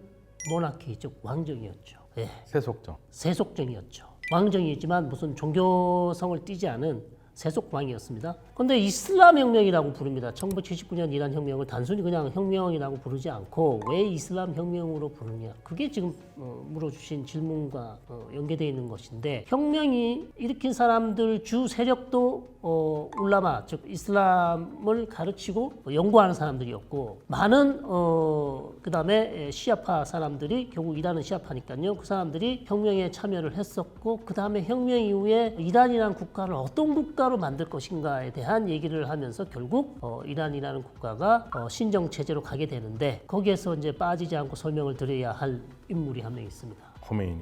네. 그러니까 이제 호메이니라는 분이 이란 이슬람 혁명의 지도자인데요. 그러니까 이분들이 생각한 건 그거예요. 우리가 대한민국은 세속정이지 않습니까? 우리 헌법에 가치가 있고 이 사람들이 생각하는 새로운 국가는 인간이 만든 헌법이 아니라 신이 주신 이슬람이라는 종교의 바탕으로 한 국가를 만들겠다라는 겁니다. 그래서 우리가 먹고 마시고 생활하는 거를 기본적으로 이러한 이슬람의 원칙에 맞게 사는 것도 맞지만 더 나아가서는 국가 자체를 그렇게 만들겠다. 그래서 새로운 체제를 만든 거예요. 이거는 엄청난 실험입니다. 역대 이런 역사상에 이런 국가는 없어요. 지구상에 이런 시스템은 최초예요. 없었습니다. 최초의 국가입니다. 네. 그래서 이슬람에 기반한 국가를 만든 게 이란이고요. 그 이슬람에서 이 말하는 게 기반이 기본적으로 시아파예요. 시아파인데 이란이 자꾸만 자기의 혁명을 얘기할 때 시아 이슬람 혁명이라고 안 합니다. 왜냐하면 시아는 소수기 때문에 시아 이슬람 혁명하면 이 혁명의 가치가 떨어져요. 그래서 이거는 보편적인 이슬람의 얘기를 하고 다른 나라도 이렇게 되길 바라는 거죠. 그래서 1979년에 이란이 전혀 다른 국가가 됩니다. 이렇게 하면 잘 이해가 안 가실 텐데 그냥 이렇게 설명하면 훨씬 더 와닿을 것 같아요. 79년 이전에는 이란 여성들은 비키니를 입고 수영장에 갔습니다. 미니스커트도 입을 수 있었습니다. 머리 가리지 않고 돌아다닐 수 있었고요. 술집도 있었고 디스코장도 있었고 남녀가 어울려서 교제하는 거 전혀 문제 없었습니다. 그 당시의 사진을 보면은요, 그냥 캘리포니아에 있는 젊은이들이 노는 것 같이 보여요. 근데 79년 혁명이 난 다음에 이란은요, 모든 여성은 히잡을 씁니다. 그리고 비키니 이건 말도 안 되는 거고 정숙하게 입고 술집 없고요, 디스코장 없고요. 그게 이제 가장 큰 차이점이죠. 이슬람 문화에 따른 국가를 만들겠다. 그게 이제 이란입니다. 일단 경제력은 좋죠. 왜냐면 다른 건 뭐 따라서 세계에서 가장 원유와 가스가 많은 나라 중에 하나니까요. 원유 매장량도 뭐 5등 안에 들어가고요. 가스 매장량은 세계 3위 안에 들어가지 않습니까? 어마어마해요. 원유하고 가스가. 그것만 해도 어마어마하기 때문에 거기서 나온 수입이 대단하죠. 다만 이제 이 약점이 있다면, 물론 다른 나라보다는 중동에서 우리가 이란을 부르는 이름 중에 하나가 중동의 독일이라고 부르거든요. 그러니까 제조업이 되고 다른 나라보다 훨씬 발전하긴 하지만 그 발전 수준이 계속적으로 따라오지 못했기 때문에 이제 경제 기반은 약합니다. 그리고 특히 이제 반미 국가로 1979년에 바뀐 다음부터는 서방과 특히 미국과의 관계가 굉장히 안 좋고 또 핵 문제와 더불어서 미국의 제재를 받고 있기 때문에 사실은 이란은 1979년 혁명이 성공한 이래로 계속 제재를 받고 있는 나라예요. 때문에 경제가 제대로 발전하기가 어려운 상황이고 어떤 나라보다도 어떤 산유국보다도 석유 가스 의존도가 높은 나라죠. 군사력은 중동 최고죠. 공군력만 빼고는 육군 인구가 일단 많지 않습니까? 8천만이면 9천만입니까? 거의 9천만에 9천만에 가깝고 군이 두 개 정도로 나눠져 있지 않습니까? 혁명수비대군과 정규군으로 나눠져 있고 군사력, 재래식 군사력만으로는 중동 지역 어느 국가도 이란을 따라갈 수 없습니다. 사실은 그 중동의 무슬림 국가 중에서 가장 무서운 나라가 사실 두 나라예요. 이란과 튀르키예입니다. 왜냐하면 기본적으로 여기는 자국민들이 거의 9천만이 되고 자국민에서 군대 징집을 하기 때문에 군사력이 튼튼하죠. 다만 이제 그 이란의 약점은 우리 성 교수님이 말씀하신 것처럼 이게 제재를 오랫동안 받았잖아요. 그러다 보니까 현대 그 전쟁의 가장 중요한 전투기, 그다음에 방공망 이런 게 이제 취약하죠. 그리고 미사일은 자체 개발해서 상당한 수준으로 좋은 미사일들을 많이 만들어냈지만 문제는 내가 때리고 난 다음에 나도 맞아야 되잖아요. 막을 수 있는 능력, 방공망이 약한 거죠. 그러다 보니까 걸프 국가들이 유사시 가장 두려워하는 국가 중에 하나가 이란입니다. 사우디의 공군이 그렇게 강하지만 뭐 세계 5위 안에 들지 않습니까? UAE도 공군력이 강하거든요. 그러나 공군력만으로는 전쟁을 할 수는 없잖아요. 육군이 있는, 그 다음에 재래식 무기가 튼튼하고, 그 다음에 탄도미사일, 그 다음에 순항미사일, 드론 이런 것들은 이란이 너무나 잘 만들기 때문에 걸프 국가들이 가장 두려워하는 국가 중에 하나가 이란입니다. 뭐 제가 군사 전문가는 아닙니다만은 군사 전문가들이 항상 하는 얘기가 있잖아요. 전쟁은 누가 끝내느냐? 보병이 끝낸다. 예, 근데 이란은 이제 보병이 되는 거죠. 근데 이제 주변에 있는 이란과 좀 적대적으로 할 수 있는 아랍 국가들은 이 보병이 안 돼요. 자국민으로 자국 군대로 보병을 구성하지 못하기 때문에 용병들이 많거든요. 그게 이제 이란 옆에 있는 국가들이 가장 큰 문제죠. 이스라엘은 제가 하고 사우디는 교수님이 하시면 될 것 같습니다. 이스라엘은요 기본적으로 이란을 믿지를 않습니다. 신뢰의 문제라고 봅니다. 저는 일단 뭐 여러 가지 문제가 있지만 인간관계도 가장 중요한 게 뭡니까? 신뢰가 있어야 되거든요. 내가 아무리 적이지만 아무리 다른 정치인이지만 논리적이고 합리적이고 이 사람하고 얘기를 하면 통한다. 그리고 약속을 맺으면 지켜줄 수 있을 것이다 라는 신뢰가 있어야 되는데 이스라엘은 기본적으로 이란이 무조건 핵무기를 만들 것이라고 보고 있어요. 이란은 20년 내내 뭐라 그랬습니까? 뭐 30년 내내입니까?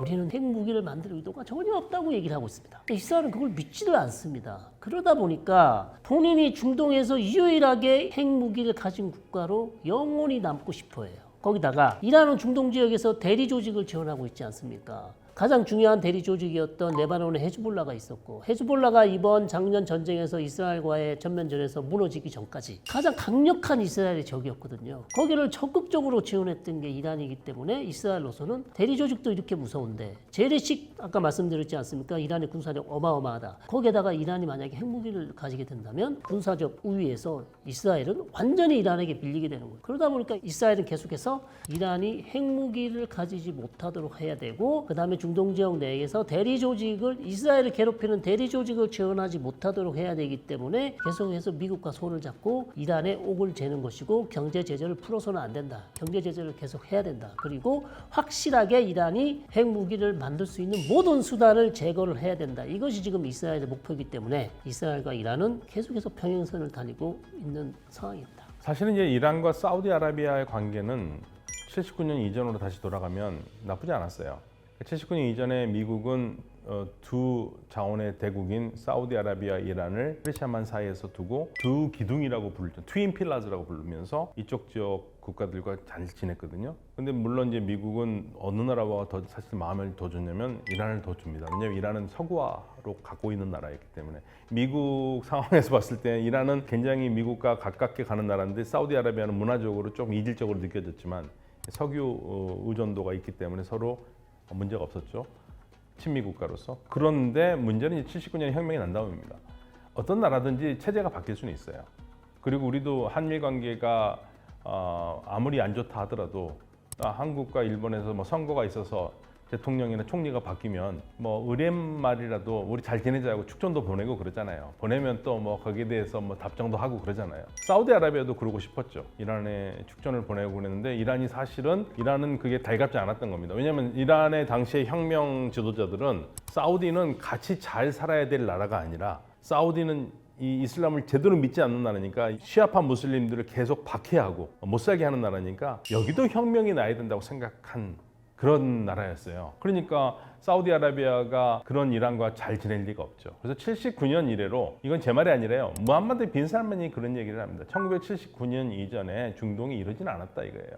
중동 우리 그래도 괜찮은 곳이었는데 79년에 이란이 혁명이 나면서 중동이 너나 나나 할 거 없이 다툼이 되고 그다음에 누가 더 보수적인 이슬람이냐 하면서 싸움이 되면서 중동이 굉장히 시끄러워졌다. 그러니까 모든 원인이 이란이다라고 얘기를 하는 게 바로 거기에 있는 겁니다. 그런데 사우디아라비아도 그래서 이제 이란을 어떻게든 제어해 보려고 그랬는데 사우디아라비아도 지금 전 세계가 뭐 석유도 안 쓴다고 그러고 화석연료 안 쓴다고 그러니까 석유만 갖고 살던 나라에서 살 수가 없지 않습니까? 그래서 이제 산업 다각화를 해야 되는 거고 산업 다각화하려니까 여러 가지 산업을 만들어야 되고 투자를 해야 되는데 만약에 이란과 사이가 나빠서 이란과 문제가 있어가지고 분쟁이라도 나기 시작하면 이건 산업 다각화 끝나는 거거든요. 근데 2023년 3월 달에 양국이 다시 외교 관계를 정상화하면서 사우디는 더 이상 이란과 싸우지 않고 같이 가자라는 식으로 지금 바뀌고 있고 그래서 중동에서는 이스라엘과 이란과의 관계와는 달리 사우디와 이란 또 이란과 아랍 국가들의 관계는 차가운 평화, 싸움이 없는 그러한 차가운 평화로 가고 있습니다.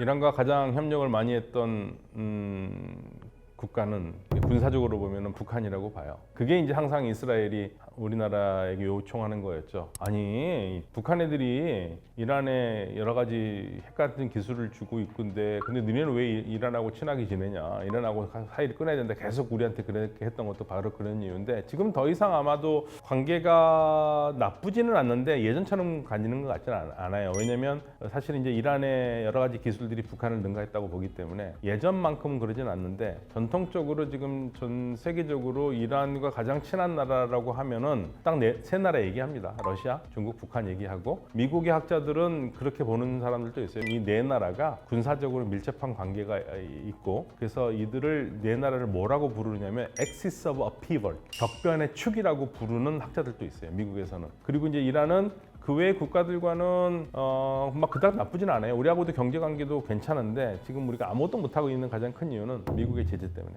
예, 그래서 많은 나라가 이란과 무역을 하고 싶어 하는데 미국이 제재를 풀지를 않기 때문에 풀기만 기다리고 있는 거죠. 이 사건도 역사가 깊습니다. 그래서 후티라는 세력은 이란에서 시아파고요.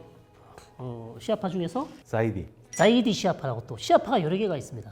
자이디 시아파고, 예멘에서 내전에 의해서 반군의 역할을 해왔고, 후티 세력이 정부군과 계속 다툼을 해왔는데, 그 상황에서 이제 이란은 후티 시아파인 후티 세력을 지원했고, 그 다음에 정부군, 예멘 정부군은 사우디와 UAE가 지원했었죠. 자, 그러다 보니까 이란은 당연히 사우디와 UAE와 반대편에 서 있는 이제 후티를 지원해 왔었던 것인데, 후티가 이제 가장 지금 최근에 국제 뉴스에 헤드라인에 등장하는 이유 중에 하나가 2023년 하마스가 가자 지구에서 이스라엘을 공격한 이후부터 후티가 한국 사람들에게 알려지기 시작했습니다. 뭐라고 했냐면, 우리가 팔레스타인 하마스를 지지한다. 그리고 우리도 이스라엘에 대한 무장 대응을 이어갈 것이다. 무장 투쟁할 것이다. 그러면서 무려 1700, 1800km 떨어져 있는 데서 드론과 탄도미사일을 쏘아댑니다. 텔아비브를 향해서. 그리고 홍해를 지나는 선박, 특히 이스라엘 선박에 대해서 공격을 시작하기 시작했고, 이후에는 미국 선박, 특히 후티에 대한 공격을 하니까 미국이나 서방 선박에 대해서도 우리는 절대 좌시하지 않을 것이다. 자, 이러면서 홍해를 통과하지 못하게 되고 수에즈 운하를 통과하지 못하게 되면서 세계 공급망, 글로벌 공급망에 문제가 생기서 물류망에 문제가 생기기 시작했어요. 우리 한국 선박들도 지금 다 돌아갑니다. 시간 많이 걸려요. 돈 많이 듭니다. 자, 이렇게 되면서 후티 문제가 이제 전 세계적인 문제로 등장을 하게 되고, 이스라엘은 당연히 눈에는 눈, 이에는 이죠. 공격을 받으면 한 지금 네 차례 공격을 후티 1800km를 전투기가 날아가서 공습을 했습니다. 최근에 미국의 트럼프 대통령이 들어오면서 후티에 대해서 바이든 대통령보다 훨씬 더 강력하게 지금 후티 세력을 영국과 함께 공습을 하고 있는 상황에서 이스라엘은 좀 자제를 했었는데, 최근에 텔아비브 국제공항에 탄도미사일 한 발이 떨어졌습니다. 그러면서 영국 브리티시 에어, 중요한 항공 에어라인들이 텔아비브 공항에 들어오지 않습니다. 라인을 끊어버렸습니다. 그래서 지금 전 세계에 나가 있는 유대인들이 지금 이스라엘로 어떻게 돌아가나 표를 구하느라 난리고요. 자, 그러면서 이스라엘은 이거는 레드라인을 넘었다. 다시 이번에 가서 엄청나게 공격을 했고요. 자, 그러면서 후티는 최근에 트럼프 대통령이 그랬습니다. 더 이상 미국에 대해서는 이제 공격하지 않겠다. 뭐 이란을 통해서 얘기했든지 뭐 오만을 통해서 얘기했든지 모르겠으나, 그러면서 트럼프 대통령이 갑자기 발표를 해요. 자, 후티가 이제 더 이상 우리를 공격하지 않는다고 하니 우리도 이제 후티에 대한 공습을 자제하기. 그러면 갑자기 긴급 발표를 하니까 이스라엘은 지금 벙 쪘어요. 우리는 계속 지금 텔아비브 공항이 공격을 받아가지고 공습을 하고 있는데, 미국은 후티에 대한 공격을 중단하겠다 그랬어요. 자기 이스라엘한테 알려주지도 않고. 이스라엘만 지금 입장이 애매해졌어요. 그냥 후티에 대한 공격을 해야 될지 말아야 될지. 자, 그러면서 최근 상황이 그렇게 됐고, 그래서 후티라는 조직은 이렇게 최근에 하마스와 연계하면서 국제사회에 알려지게 되고, 공급망을 괴롭혀왔기 때문에 미국과 서방이 계속 공격을 해왔지만, 후티 입장에서는 뭐라고 했습니까? 가자지구 전쟁이 끝나면 우리는 모든 투쟁을 중단하겠다. 근데 이스라엘이 지금 가자지구 전쟁을 끝낼 가능성이 거의 현재로서는 없습니다. 그렇기 때문에 미국에 대한 선박에 대한 공격을 중단하겠지만, 이스라엘에 대한 공격은 앞으로 계속될 것으로 그렇게 예상이 됩니다. 후티가 뭐냐면요. 사실 정확히 하면 후스인데요. 바드루튼 후스라는 사람인데 후스가 이 사람의 그 사람 이름이에요. 반정부 이슬람 운동을 이끌었던 사람의 지도자 이름이 후시. 그 성에서 나온 거고요. 그래서 이 후시를 기리고 따른다 해서 이 사람들을 후시 반군이라고 그러는데 이제 이게 로컬 발음으로 후티가 되니까 후티 반군 이렇게 하는 겁니다.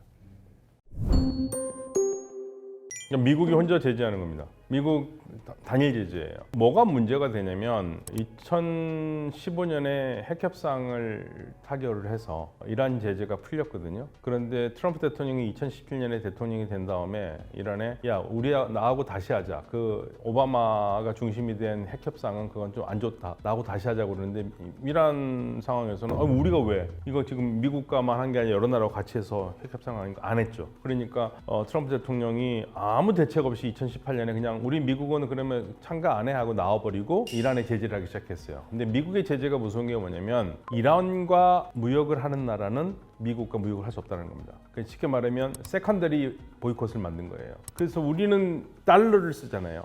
무역할 때 달러를 쓸 수가 없는 겁니다. 금지가 시켜놓으니까. 그리고 만약에 우리 기업이 제가 만약에 이란하고 사업을 하는데 그게 뭐 관광이나 이런 건 괜찮겠지만 물건이 들어가는데 그게 조금이라도 핵에 전용이 될 수 있다고 생각되는 거라면 많은 사람들이 그 생각이에요. 핵에 전용되면 뭐 어마어마한 걸 팔겠네. 그런데 아니에요. 수도꼭지도 걸릴 수 있는 겁니다. 수도꼭지도 녹여가지고 핵시설에 쓸 수 있는 거니까. 페인트도 그렇고요.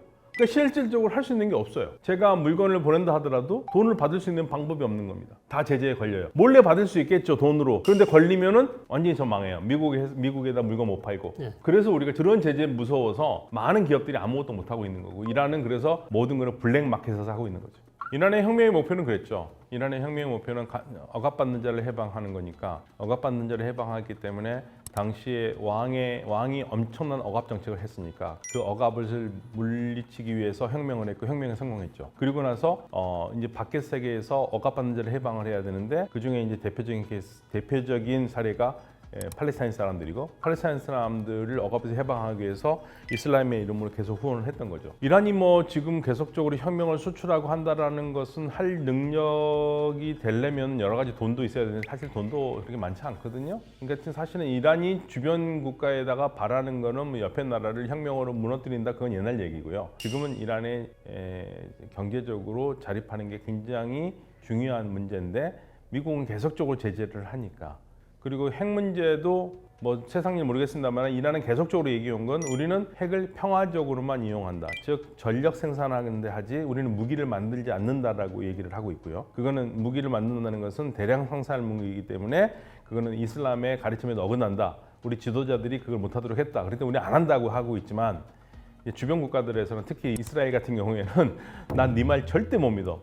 니들은 말은 그렇게 하지만 절대 핵을 만들 거라고 생각을 하고 있는 거죠. 그래서 그런 이란의 생각과 주변 국가들 그리고 다른 국가들의 생각의 차이가 있기 때문에 여전히 지금 이란을 제재를 하고 있는 거죠. 미국에서 봤을 때 문제는 이란의 핵개발이고, 두 번째 지금 이스라엘과 미국이 문제 삼을 수 있는 것은 핵 의제 말고요. 다른 의제는 중동 지역 내 대리 조직 지원 중단, 그리고 탄도미사일 개발 제한. 탄도미사일이 너무 잘 만들게 되면 핵탄두를 얹어서 쏠 수 있다, 뭐 이렇게 얘기를 하고 있는 것이고, 이란의 영내 대리 조직 지원 중단 문제가 사실 저는 이란이 절대 포기하지 않을 것이다. 이게 이란의 가장 중요한 군사 외교 안보 전략이기 때문에, 이란의 군사 외교 안보 전략의 핵심은 프론티어 전략입니다. 전방 전략이라 그래서 적들이 이란 본토를 공격하지 못하도록 주위에 대리 조직을 만드는 거죠. 대리 조직을 만들어서 적을 공격하는 겁니다. 장기적인 관점에서는 가장 중요한 외교 안보 전략인 프론티어 전략을 계속